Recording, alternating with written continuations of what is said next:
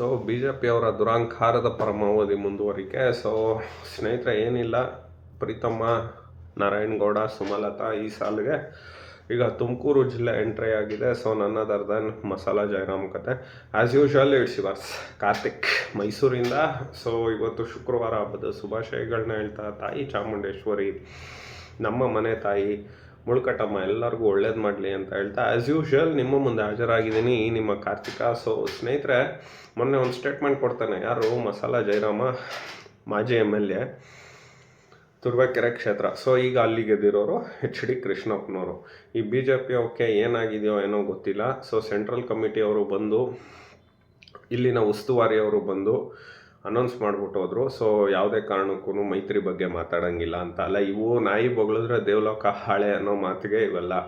So ಒಂದು, ಈಗ ಅಷ್ಟು ತಾಕತ್ತು ದಮ್ಮು ಅಥವಾ ಇದ್ದಿದ್ರೆ ಇವರು ಗೆಲ್ಲಬೇಕಿತ್ತು. ಮಸಾಲಾ ಜಯರಾಮ NDA ಅಭ್ಯರ್ಥಿ ನಾನೇ, ಸರಿ ನೀನು ಯಾರಪ್ಪ ಇಲ್ಲ ಅಂತ ಹೇಳಿದ್ದು? ನಿಮ್ಮಂಥ ಅಯೋಗ್ಯರು, ನೀನು, ಪ್ರೀತಮ್ಮ, ನಾರಾಯಣ, ಈ ಕಡೆ ಸುಮಲತಾ ಎಲ್ಲರೂ ಇಲ್ಲ, ಒಂದು 10% ಆಯಿತಾ. BJP ಅವ್ರಿಗೂ JDS ಸೌಖ್ಯ ಬೇಕು, ಅವರ ಒಂದು ಪರಿಶ್ರಮದಿಂದನೇ ಅಧಿಕಾರಕ್ಕೆ ಬರೋದು ಅಂತ ಗೊತ್ತಾಗಿದೆ.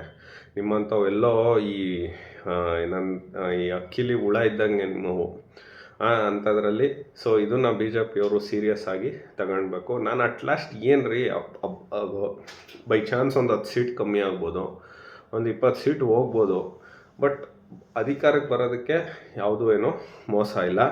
ಸೊ ಒಂದಂತೂ ನಿಜ, BJP ಅವ್ರಿಗೆ ಏನಾದ್ರೂ ಶಿಸ್ತುಬದ್ಧ ಪಕ್ಷ, ನಾವು ಅದು ಇದು ಅಂತ ಏನಾರ ಇದ್ದರೆ ಮನಸ್ಸಲ್ಲಿ, ಇಂಥ ಅಯೋಗ್ಯ ಅವಿವೇಕಿಗಳನ್ನ ಒದ್ದೋಡಿಸಿ ಏನು ಹೋಗೋ ಅಂಥದ್ದು ಏನೂ ಇಲ್ಲ. ಒಂದು ಎರಡನೇದೇನಪ್ಪ ಅಂತ ಅಂದರೆ, ಪ್ರೀತಮ್ಮ ದುರಾಂಕಾರದ ಪರಮಾವಧಿ ಪ್ರೀತಮ್ಮನ ಒದ್ದೋಡಿಸಿದ್ದಾರೆ ಹಾಸನ ಜಿಲ್ಲಾ ಜನತೆ. ಸೊ ಅವನೊಂದು ಸ್ಟೇಟ್ಮೆಂಟ್ ಕೊಡ್ತಾನೆ, ಇದು ನಾವು ಅರ್ಥಕೊಂಡು ಬಾಳ್ತೀವಿ, ನಿಖಿಲ್ ಅವರು ಅರ್ಥಕೊಂಡು ಬಾಳ್ಬೇಕು, ಇದು ಆದಿ ಬೀದಿ ಮಾತಾಡೋ ಅಂಥದ್ದಲ್ಲ, ಅದು ಇದು ಅಂತ ಹೇಳಿದ್ದಾನೆ. ಇಲ್ಲ ಪ್ರೀತಮ್ಮ, ನಿನಗೆ ಮಾನ ಮರ್ಯಾದೆ ಅನ್ನೋದಿಲ್ಲ. ಫಸ್ಟು ಶುರು ಮಾಡಿದ್ದು ನಿಮ್ಮ ವಿಜಯೇಂದ್ರ, ನಾವು ಸಪ್ರೇಟಾಗಿ ಹೋಗಬೇಕು, ಕಡ್ದು ಕಟ್ಟೆ ಹಾಕಬೇಕು, ಅದು ಇದು ಅಂತ. ಆ ನಂತರದಲ್ಲಿ ನಮ್ಮ ಪೂಜ್ಯನೀಯ ದೇವೇಗೌಡರು, ಆಯಿತು ನಾವು ಸಪ್ರೇಟಾಗಿ ಹೋಗೋಣ ಅಂದ್ಬಿಟ್ಟು ಅವರ ಸ್ವಾಭಿಮಾನಕ್ಕೆ ಹರ್ಟ್ ಆಯಿತು, ಸ್ಟೇಟ್ಮೆಂಟ್ ಕೊಟ್ಟರು. ತದನಂತರದಲ್ಲಿ ನಿನ್ನ ವಿಜಯೇಂದ್ರ ಒಬ್ಬ ವೇಸ್ಟ್ ಅಧ್ಯಕ್ಷ ಅಂತಲೇ ಹೇಳ್ಬೋದು ಅವನ್ನ ಸದ್ಯದ ಮಟ್ಟಿಗೆ. ಅವನು ಟರ್ನ್ ನೋಡ್ದ, ಆಯಿತಾ. ಅದಾದಮೇಲೆ ಅವು ಅಯೋಗ್ಯರು ಅಂದರೆ ನಿರುದ್ಯೋಗಿ BJPಲಿ ಆಗಿರ್ತಕ್ಕಂಥ ಸುಮಲತಾ, ಸಚ್ಚಿದಾನಂದ, ಅವನು ಯಾವ್ಯಾವೋ ಕಯ್ಯ ಅಂತ ಅಂದು. ಈಗ BJP ಅವರೇ ಹೇಳಿದ್ದಾರೆ, ನೀನು ಇದ್ರೂ ಒಂದೇ, ಇಲ್ಲದೇ ಇದ್ರೂ ಒಂದೇ, ಅಧಿಕಾರಕ್ಕೆ ಬರೋದಂತೂ ಶತಸಿದ್ಧ. ನಿನ್ನಿಂದ ಎಷ್ಟು ಓಟ್ ಹೋಯ್ದವಪ್ಪ.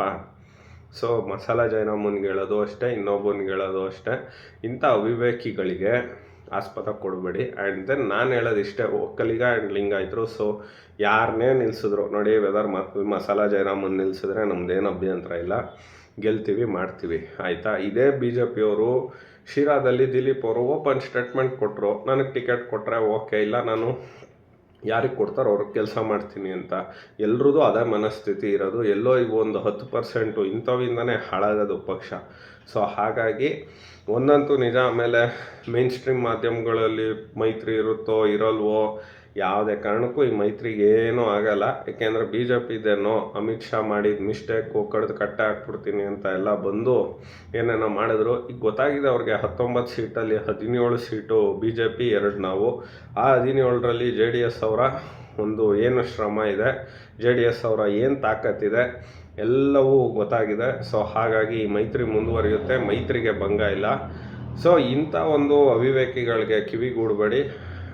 ಇವನಾಯಿತು, ಅಲ್ಲಿ ಯಾರೋ ಚಿಕ್ಕಬಳ್ಳಾಪುರ MP MLA, ಇಲ್ಲಿ ಬಂದರೆ ಚಾಮರಾಜ ನಮ್ಮ ಯಾರೋ ಪ್ರತಾಪ್ ಸಿಂಹ, ನಾಗೇಂದ್ರ. ದಯವಿಟ್ಟು ಇಂಥ ಅವಿವೇಕಿಗಳಿಗೆ, ಅಯೋಗ್ಯರಿಗೆ ಒಂದು ಶಿಸ್ತುಬದ್ಧ ಆದ BJPನ ದಯವಿಟ್ಟು ಒಂದು ಮೈನ್ ಸ್ಟ್ರೀಮ್ ಇದಕ್ಕೆ ತಂದು ಸ್ಟ್ರೀಮ್ ಲೈನ್ ಆಗಿ ವರ್ಕ್ ಮಾಡೋದಕ್ಕೆ ಹೇಳಿ. ಅಟ್ಲೀಸ್ಟ್ ನಮ್ಮ JDSನವ್ರು ನೋಡಿ ಕಲಿಯೋದಕ್ಕೆ ಹೇಳಿ ಅಂತ ಹೇಳ್ತಾ as usual it's yours Karthik ಮೈಸೂರಿಂದ. ನಮಸ್ಕಾರ ಸ್ನೇಹಿತರೆ.